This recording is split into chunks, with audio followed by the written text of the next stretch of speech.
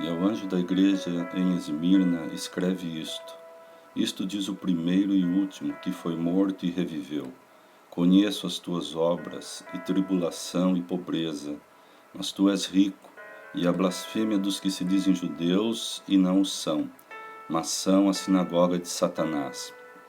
Nada temas das coisas que hás de padecer. Eis que o diabo lançará alguns de vós na prisão, para que sejais tentados, e tereis uma tribulação de 10 dias.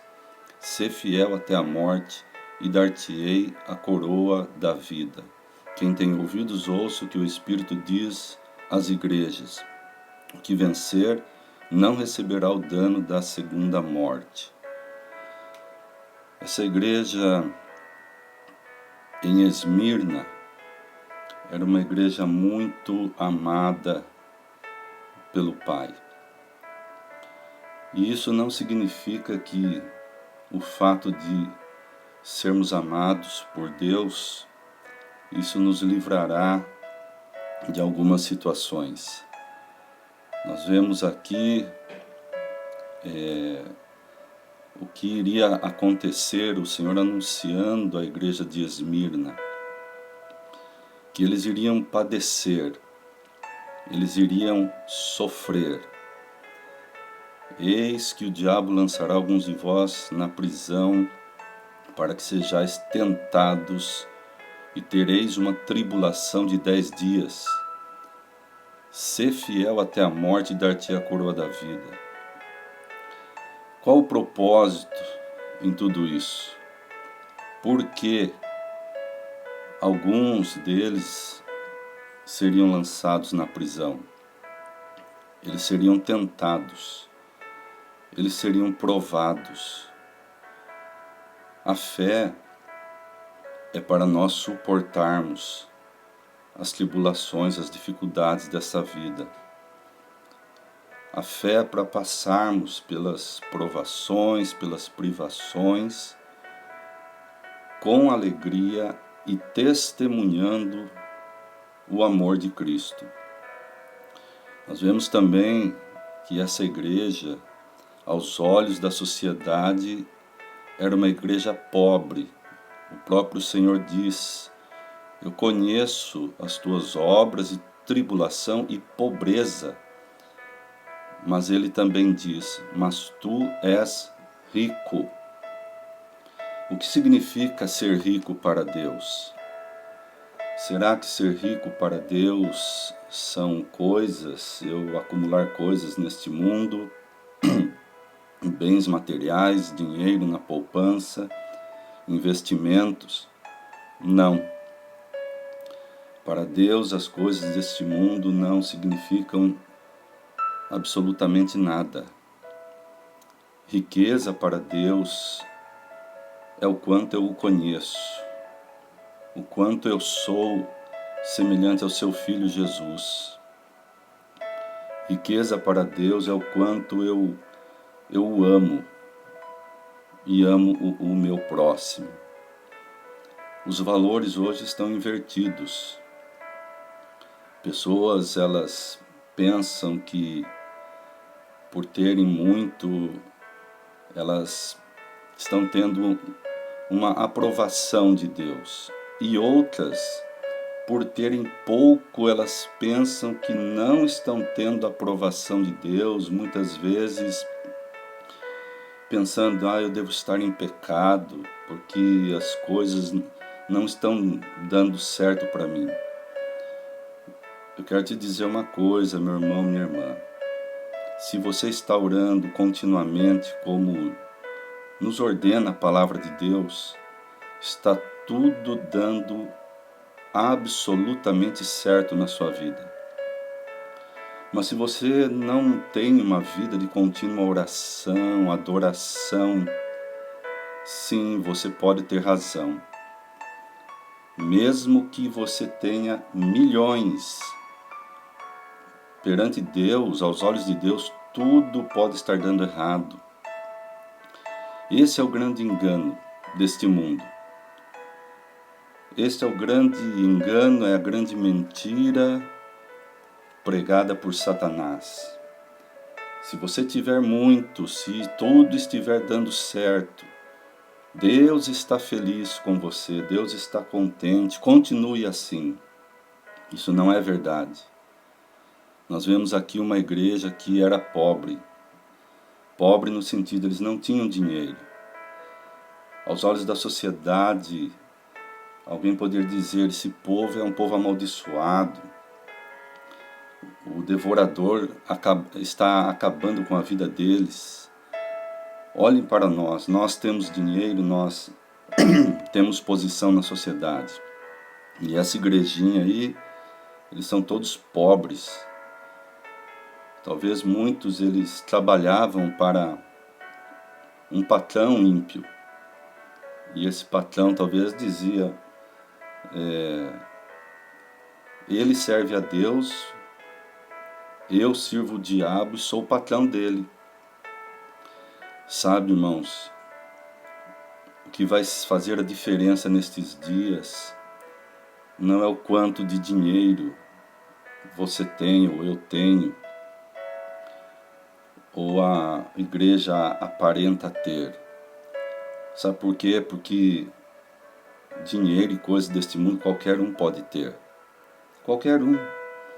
Existem feiticeiros milionários, satanistas milionários.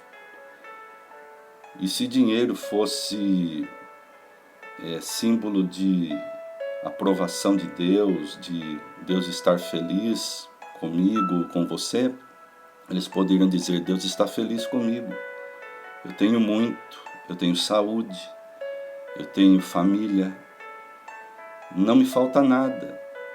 Igualzinho a igreja de Laodiceia, que dizia, não me falta nada. Então não vamos nos enganar. O Senhor disse, eu conheço o sofrimento de vocês, as tribulações, mas eles eram um povo rico, rico de conhecimento de Deus, rico em sabedoria, em amor, cheios do fruto do Espírito. Isso é a verdadeira riqueza. Conheço a blasfêmia dos que se dizem judeus. Muitos blasfemavam, talvez zombavam deles, mas o Senhor diz, mas eles são a sinagoga de Satanás. Não temam as coisas que hás de padecer. O diabo lançará alguns de vós na prisão. Meu Deus, aquela igreja era pobre, passava tribulações, e agora o Senhor estava dizendo que alguns deles seriam lançados na prisão. Meu Deus, por que isso, meu Pai? Por que eles seriam lançados na prisão? Sabe o que significa isso? Amor. O amor de Deus para com aquela igreja. Alguns ajustes talvez ainda precisavam ser feitos. Um outro detalhe, nós não podemos esquecer que lá na prisão, onde eles seriam lançados, haviam ali os carcereiros e Deus os amava. Quando Paulo foi preso, havia um propósito. E eu creio que o primeiro era o amor de Deus para com a casa de César, para com aqueles carcereiros que chegaram a uma conclusão. Temos visto claramente que este homem, Paulo, está aqui por causa de Cristo, por causa do Evangelho. E o próprio apóstolo Paulo, ele diz, as minhas prisões contribuíram para o avanço do Evangelho. Qual é o propósito da nossa vida? Queremos viver para quê? Para cumprir os nossos desejos, nossas vontades, ou para de alguma forma contribuir para o avanço da causa de Cristo, do Evangelho?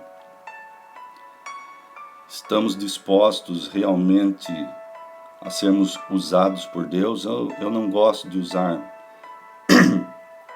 esse termo, ser usados por Deus, porque O Senhor disse que muitos chegarão diante dele naquele dia e dirão: Senhor, em teu nome expulsamos demônios, curamos enfermos, profetizamos, operamos maravilhas.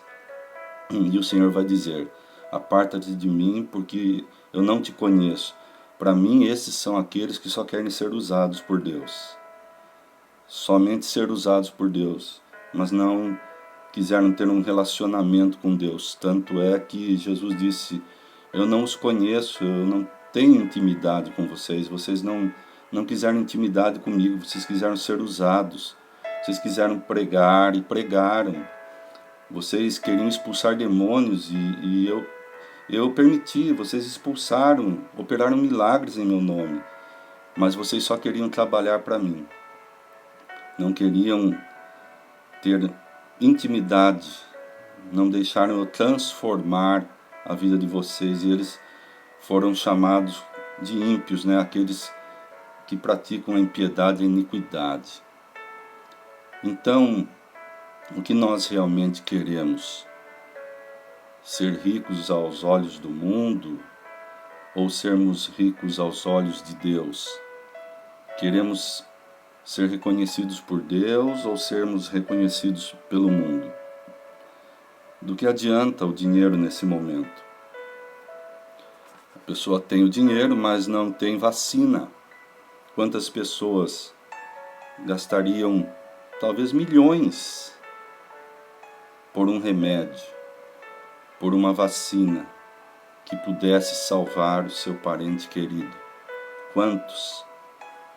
Não valeu nada, não tem vacina. Mas nós temos a Jesus Cristo, nosso Senhor, o nosso Salvador. Muitas coisas acontecem para que nós enxerguemos a realidade. Não adianta nos apoiarmos em coisas, pessoas, dinheiro, porque vai chegar um momento que nada poderá nos ajudar. Eu não estou querendo te colocar medo. Isso tudo está profetizado. Jesus disse: no mundo tereis aflições, só que nós não temos noção do que é aflição. Algumas pessoas já enfrentaram fome, algumas pessoas já enfrentaram enfermidades, já chegaram à beira da morte. Elas têm uma noção um pouco maior, talvez, do que nós. Eu nunca passei por essas situações, mas a maioria de nós não sabemos o que é aflição. Jesus falou: nos últimos dias haveriam guerras, terremotos, pragas, pestes, mas nós não temos ideia. E por não termos uma noção disso, nós não estamos nos preparando para esses dias. Como nos dias de Noé, as pessoas não estavam preparadas para deixar a sua rotina e entrar em uma arca e viverem ali enclausurados, não se sabia por quanto tempo. Aquilo era um absurdo. Eles estavam preparados apenas para cumprir seus propósitos, seus planos, realizar seus sonhos. Talvez os pregadores da época apenas diziam: Deus tem propósito na sua vida, vocês vão vencer, vocês são amados, são queridos, né? Nós vemos o que nos dias de hoje? Estamos sendo preparados para sofrer por amor a Cristo, para enfrentarmos as lutas, ou estamos sendo preparados para tomar posse das promessas, para conquistar posições neste mundo? Alguns de vocês serão lançados na prisão. Será que sou eu? Será que é você? Não estou dizendo que isso vai acontecer. Vocês já ouviram falar do chamado boi de piranha? Em alguns lugares lá no Pantanal, quando vão atravessar o gado de um lado para o outro, de uma margem para a outra do rio, eles precisam escolher um boi para ser jogado às piranhas. Enquanto aquele boi é devorado, os outros atravessam para o outro lado da margem. Agora é a hora da igreja. Quem será o boi? Quem irá se oferecer? Quem dirá, Senhor, eis-me aqui, envia-me a mim? Eu, assim como o Senhor, quero dar a minha vida pelo meu próximo. Senhor, mas nós seremos lançados na prisão. Por quê, Senhor? O Senhor Jesus poderia responder, porque eu amo aqueles que estão lá. Eles precisam ouvir aquilo que vocês sabem. É por isso que eu vou enviá-los. A Bíblia não está dizendo isso, sou eu que estou dizendo. Mas um dos motivos de nós estarmos onde estamos é para anunciar o amor de Jesus. Onde você trabalha, onde você estuda, em todo lugar. Temos que anunciar o nosso propósito. O propósito de Deus para nós é revelarmos Cristo para este mundo, as pessoas. E o Senhor ama a todos. Muitas vezes o nosso egoísmo não nos permite enxergar essas coisas. Porque nós queremos a vitória, nós queremos a bênção. E nos equivocamos achando que tudo vai dar certo. Nos equivocamos quando achamos que Deus, Ele tem um compromisso em nos honrar a todo momento, sabe? Isso é um equívoco, isso é uma mentira, não é verdade. Ah, vocês foram presos. Onde há honra nisso? Não tem honra em ser preso, tem propósito. Você quer ser honrado ou você quer cumprir o propósito de Deus? Vão zombar de nós. Paulo, mas cadê o teu Deus? Ele não te livrou da prisão, que isso? Paulo, você está debaixo de maldição. Acho que você já passou pelo culto da vitória, você já foi no culto da libertação. Você deve estar muito carregado, né? Você deve estar em pecado, Paulo. Se arrependa, para que Deus te tire daí. Quando na verdade era propósito de Deus que Paulo estivesse ali. E o evangelho estava avançando. Irmãos, não se engane. A igreja não está diminuindo. Ela está crescendo nesse momento. Os templos não estão vazios. Os templos estão cheios. Sabe por quê? Porque a casa de Deus é você. Você é o templo do Espírito Santo. E olha, os templos estão clamando, estão orando e estão sendo cheios do Espírito Santo. A casa de Deus está se enchendo, a casa é você. A igreja está crescendo. Sabe por quê? Porque a igreja já existente está manifestando amor, está estendendo as mãos. A igreja existente, que sou eu e você, não está reclamando, não está murmurando, não está dizendo, por que, meu Deus? Eu não admito isso, meu Deus. Não. A igreja, os filhos de Deus estão adorando a Jesus. Aleluia.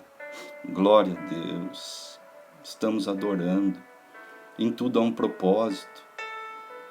Aqueles que estão orando continuamente, eles estão firmes. Agora é hora de nós olharmos para versículos como orai sem cessar. Quantas pessoas, até mesmo crentes, dizem, para quê? Não preciso orar tanto. Imagina. Será que não?